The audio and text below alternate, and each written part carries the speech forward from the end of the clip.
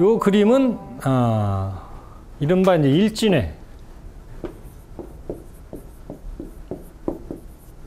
일진회라는 곳입니다. 그 학교에서도 일진 있잖아요, 일진. 근데 이 일진은 한일자에 나아갈 진입니다. 한 발 한 발 나아간다. 문명을 통해서 나간다. 학교 뭐 중고등학교 이런 데는 날일진이에요, 날일진. 그 일진 학생들. 그거 좀 달라요. 그래서 이 일진회라고 하는 조직은 1904년 8월 18일에 이른바 이제 유신회라고 하는 것으로부터 시작이 됩니다. 이 유신회 핵심 세력들은 독립협회의 역할을 했던 고관들하고 이거를 주동했던 사람은 이른바 이제 송병준이라고 하는 사람이죠. 이 송병준은 참 파란만장한 삶을 살았던 사람인데요. 비천한 집안의 자식으로 태어나서 아주 입지적인 인물입니다. 나중에 사진도 보시면 굉장히 잘생겼어요. 그 송병준이 주동이 돼서 일본을 배경으로 해서 만든 단체가 유신입니다. 유신. 메이지 유신, 그죠? 10월 유신할 때 그 유신이에요. 유신이라는 뜻은 중국 고전에 나오는 이야기죠. 새로운 것을 지향한다는 거죠. 과거의 것을 엎어버리고 과거의 것을 거울로 삼아서 새로운 것을 만들어낸다. 메이지 유신이 그런 유신입니다. 그런 유신의 그 유신회를 만들고 이틀 후에 일진회라고 하는 이름으로 바뀌게 되는 거죠. 이 일진회가 통감부에 적극적으로 협력을 하면서 이토 히로부미가 진행하는 일본의 보호국화, 더 나아가서 식민지화에 적극적으로 동조한 대명사적인 대표적인 친일 민간 단체죠. 이 일진회라고 하는 세력은 그런 민간 단체였고요. 그리고 이제 그 진보회라는 단체가 있어요. 이 진보회는 동학농민전쟁의 동학교에서 1904년에 이른바 문명개화운동을 추진하기 위해서 만든 단체예요. 이 진보회의 핵심, 당시에 동학의 교주가 누굽니까? 3.1운동의 33인의 주도적인 역할을 했던 의암 손병희, 그리고 의암 손병희의 가장 아끼는 제자이자 후계자였던 사람이 이용구예요. 근데 이용구라는 사람이 이 동학의 진보의 세력을 일진회와 이렇게 합치게 됩니다. 그래서 1904년 12월에 진보회라는 이름도 없어지고 일진회라는 이름으로 합쳐지게 되는 거죠. 세력으로 보자면 일진회는 수천 수만밖에 안 됐어요. 왈 진보회는 수십만, 전국에 동학 조직을 갖고 있었기 때문에. 근데 이것이 하나가 되면서 거대한 민간단체로 탄생하게 되고, 이 사진에서 보이는 이 사람이 바로 이용구입니다. 이 이용구라는 사람은 2차 농민전쟁 때에 손병희를 도와서 또 전봉준과 함께 2차 농민전쟁 때에 핵심으로 활동했던 사람이에요. 그리고 그러면서 손병희가 일본으로 이제 1901년에 망명을 하게 되는데, 망명하는 과정에서 손병희와 이렇게 손병희가 이제 교주니까 이용구가 창구 역할을 하면서 국내를 오가는 과정에서 일본의 그런 문명 개화된 것에 감화를 받기 시작합니다. 그러면서 그 손병준과 힘을 합쳐서 아까 말씀드린 그 일진회, 합동일진회라고 하는 건데, 합동이라는 말은 빼고 그냥 일진회라고 우리가 통칭 부릅니다. 일진회 핵심 세력이 됐고, 그 일진회에서 바로 일본에 저항하는 의병이 전국적으로 일어나지 않습니까?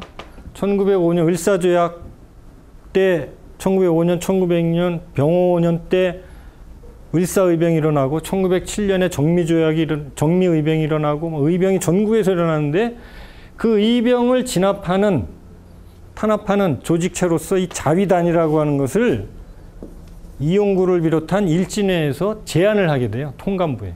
그래서 자기들이 무장을 해서 의병을 토벌하겠다. 이른바 토벌. 근데 통감부는 그걸 오케이 해놓고 일진회를 배제시키고 통감부 직속의 자유단을 만들게 됩니다. 그러니까 이 일진회는 좀 팽을 당한 거죠. 그래서 자체적인 무장 세력이 되는 것이 아니라 통감부의 지도를 받는 민간 무장 단체로 의병을 탄압하는 세력으로 또 만들어지게 됩니다. 그 여기 요 사람이 이용구의 부인이고요. 요 사람이 이 우찌다라고 하는 사람이에요. 내전 우찌다 료해.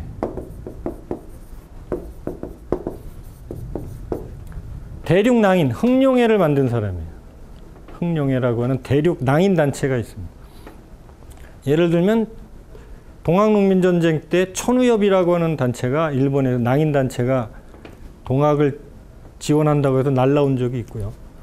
이 대륙낭인들은 중국 대륙과 그 러시아 대륙을 오가면서 정탐 활동을 하고 일본군에 원조를 하고 그런 세력들이거든요. 그래서 이 배후 세력으로서 우찌다 료헤이. 그래서 당시에 일진회 하면 이제 도리우찌라고 하는 모자가 유행을 했는데 이 개화 세력들입니다, 다. 이 일진회나 아까 진보회 같은 경우는 단발, 상투를 자르고 하얀 옷을 다 벗고 흑색 단발, 양복, 지팡이, 구두. 그러다가 이 도리우찌 모자라고 하는 게 있죠, 이렇게. 이 장군의 아들 보면은 김두한을 괴롭히는 그 하야시 끈아풀 경찰 있잖아요. 그 납작한 모자를 쓰거든. 이게 도리우찌의 대명사. 도리우찌를 쓰면 다 일진회라고 이제 알 정도로 그런 개화의 상징이기도 했다는 거죠. 그래서 이 일진회가 1905년 11월에 을사조약이 일어나기 직전에 보청원 성명서를 또 발표를 합니다. 그리고 1909년에 12월에는 합방선언서를 또 발표를 해요. 우리나라를 빨리 일본이 합쳐라. 물론 이제 일진회 내에서도 이용구와 송병준의 노선이 조금 다르지만 어쨌든 일진회를 통틀어서 대표적인 민간 친일 단체인데 이 민간 친일 단체도 결국은 통감부나 총독부에 이용을 당하면서 이 나라가 망한 다음에 총독부가 들어서면 다 해산이 됩니다. 위로금 좀 받고 그리고 이 잔당들이 만주로 넘어가 가지고 이른바 이제 보민회라든가 이런 친일 단체들을 결성을 하게 되는 거죠. 제우교 뭐 이런 것들이 있습니다. 그래서 아까도 이제 잠깐 말씀드렸다시피 이런 그 을사조약에 대한 고종의 적극적인 반대 의지, 저항 의지, 또 일반 그 민들의 또는 고관들, 뭐 지식인들의 그런 것들이 합쳐져서 이 을사조약에 대한 반대를 국제사회에 우리가 의지가 아니었다는 것을 호소하기 위해서 이제 헤이그의 특사를 보내게 되는데 그게 좌절이 되죠.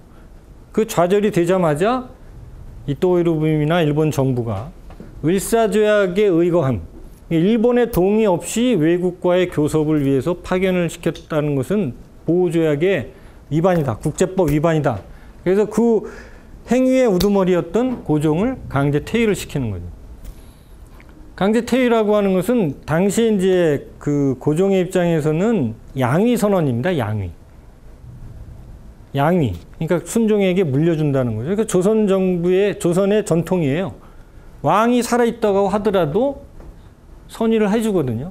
그리고 왕세자로 하여금 서너 달 이렇게 교육을 통해서 정식으로 왕으로 자리에 앉을 때까지. 그래서 이 양위 선언을 했던 것인데 일본 정부는 이것을 퇴위로 이제 못을 박으면서 순종이 이제 황제가 되는 거죠.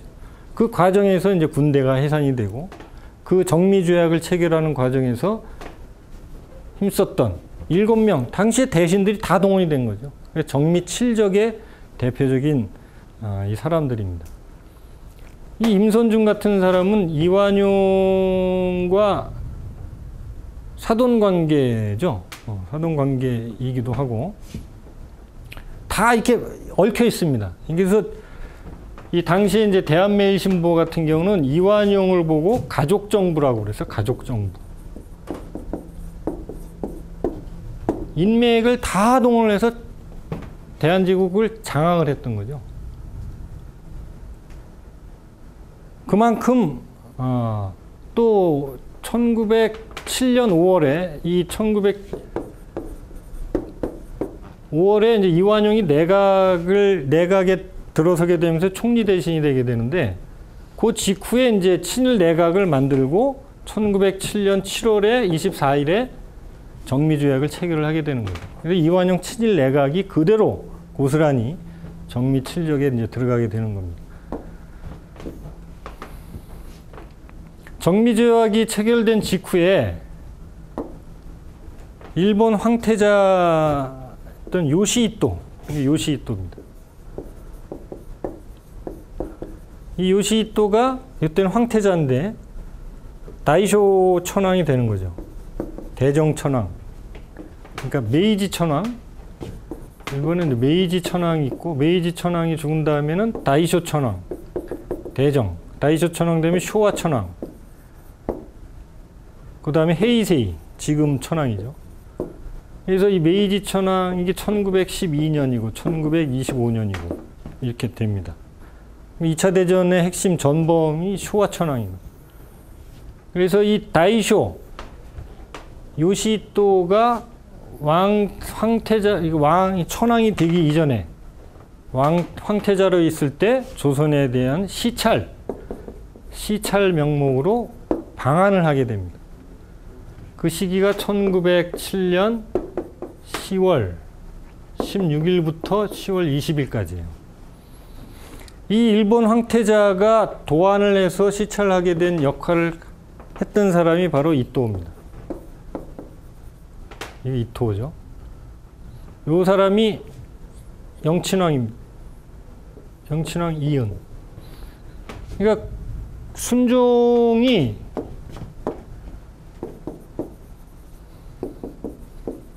고종은 이제 광우 황제고 융희 황제죠.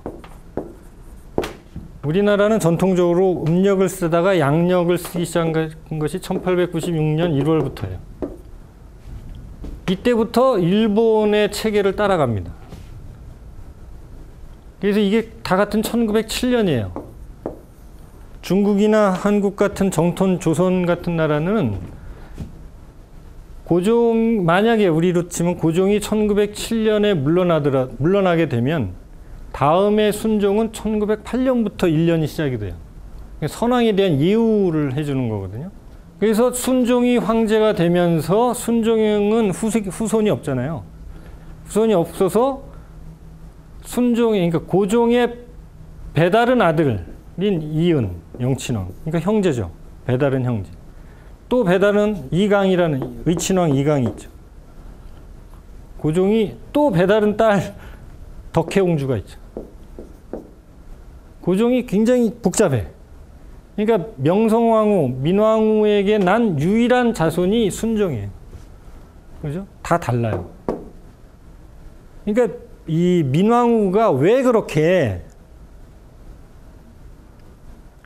권력이라는 부분에 집착한 이유는 권력 그 자체도 있지만 자기 소생으로 난 이 순종을 온전히 대를 잇게 하고 싶었던 욕망이 굉장히 강했던 거죠. 근데 이른바 이제 1898년에 김옥륙 독다 사건이라고 이러는 건 고종이 커피를 무지 좋아하거든요. 고종의 생일인가? 순종의 생일인가? 어쨌든 98년에 커피를 마시는데 거기에 김옥륙의 사주를 받은 김옥륙이라는 사람이 있어요. 친러시아.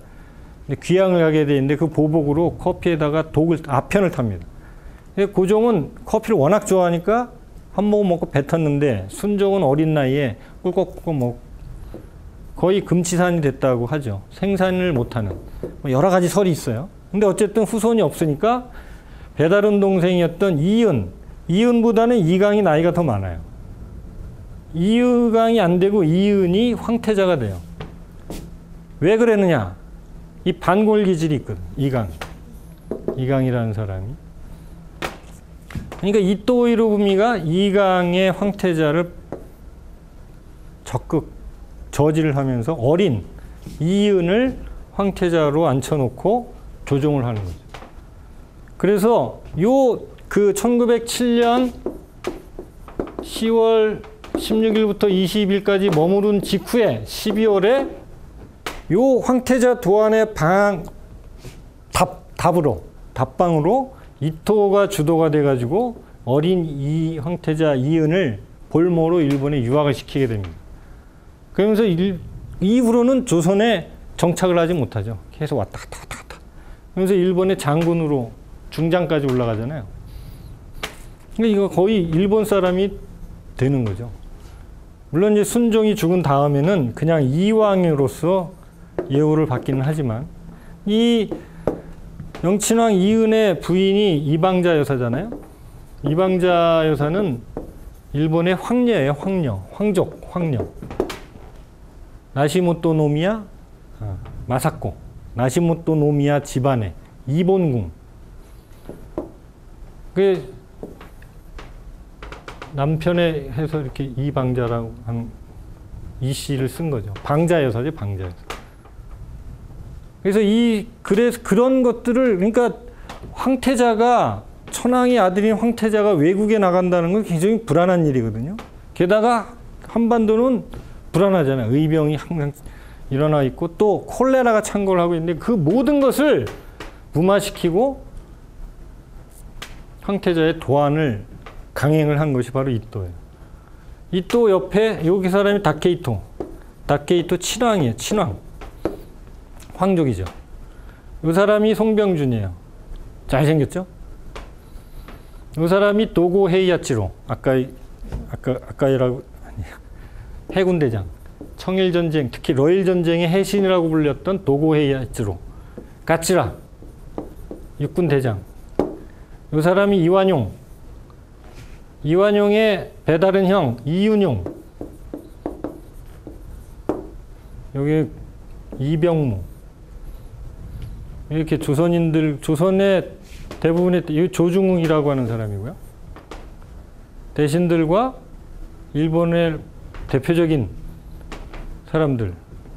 이렇게 여기 경복궁입니다. 경복궁 앞에서 찍은 사진입니다. 원래 이 사진이 요거와 또 다른 사진이 있어요. 여기 사진을 보시면 이게 지금 일렬이 아닙니다. 일렬이 아니고 이렇게 비껴져 있죠. 그죠? 비껴져 있어요. 상대적으로 이 사람들이 섰을 때 일반적으로 이 요시히토가 중앙이면은 사진 구도상으로 볼 때는 여기가 핵심이라고 합니다. 여기가. 근데 그러려면은 이 사람이 일로 가거나, 그죠? 이게 핵심이 되려면 4명이잖아요. 4명. 맨 앞에. 그리고 여기가 2열이고 여기가 3열인데 의도적으로 비스듬하게 세워놓으면서 여기를 부각시켰다는 거죠. 사진에 왜곡과 조작이 들어간 거예요. 연출이 들어간 거죠. 그리고 이 사진을 바탕으로 해서 보면은 또 다른 사진에는 여기 이렇게 하고 있어요. 이렇게 하고. 건방지게. 당연히 영친왕보다는 황족이니까 당시까지는 비등하지만 위로 본 거죠. 이 사람은 짝다리를 짚고 있어요. 다른 사진 이렇게 하고 있어요. 이 사진보다 그 사진이 더 많이 배포가 돼 있는데, 이 사진은 오히려 더 정제된, 먼저 사진에 이렇게 해놓고 이 사진을 가지고 두세 개의 각도로 조작한 사진들이 이제 있다는 거죠. 그러니까 이런 사진들을 보면은 일본이 의도하는 이런 사진들이 또 왔을 때 순종하고 고종하고 오이치나와 같이 사진 찍은 사진이 또 있어요. 근데 의자가 고종이나 순종보다 요시히토의 의자가 더 크고 화려한 사진들이 또 있어요. 그러니까 이런 사진들이 이제 대표적으로 일본 황태자가 조선에 왔다는 것 자체는 천황의 보은이라는 겁니다. 보은, 영광이라는 그런 의미.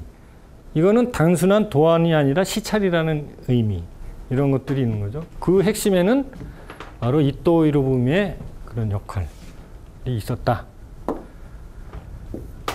이거는 개성 많을 때 이제 이 순행이라고 하는 게 있는데요. 한 나라의 왕이 이렇게 시차를 도는 거예요. 시차를 도는 걸 순행이라고 합니다. 그리고 궐 밖에 나가는 거를 행행, 거둥, 행행이라고 하고, 능해 가는 거를 원행 또는 능행이라고 하는데, 이 순행이라고 하는 거는 짧은 시간 가는 게 아니라 좀 장시간 이렇게 다니는 거예요. 그래서 이 1909년 1월 말부터 2월 초까지 남쪽, 남서순행인데요.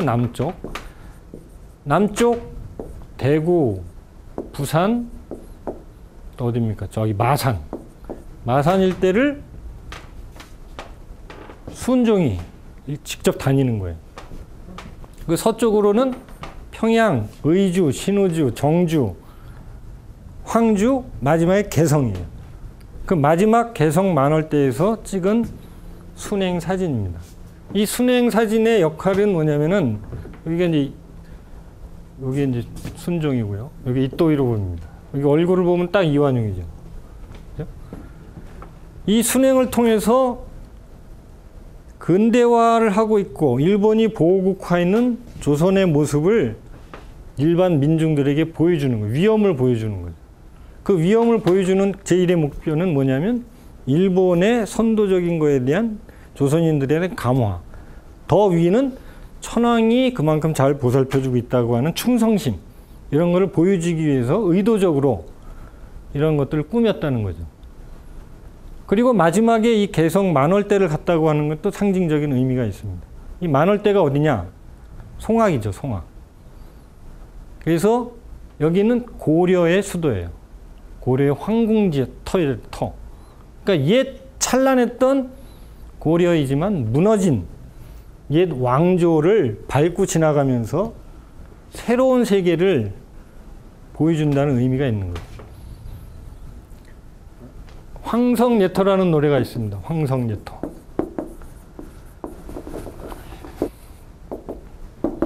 우리나라 최초의 한국인 작사, 작곡 노래. 한 사람이 한 건 아니고요. 각각.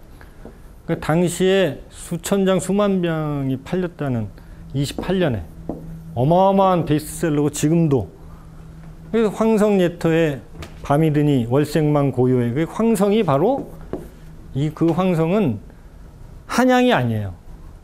이 황성은 바로 이 개성, 만월대의 고려 왕조의 무너진 그 애환을 얘기하는 것입니다. 이 상징적으로 이 무너진 개성 만월대를 우산을 쓰고 망국의 주인이 될 순종과 주도자인 이또와 이완용이 시찰을 하는 그 상징적인 이제 사진으로 이제 보여주고 있는 거예요.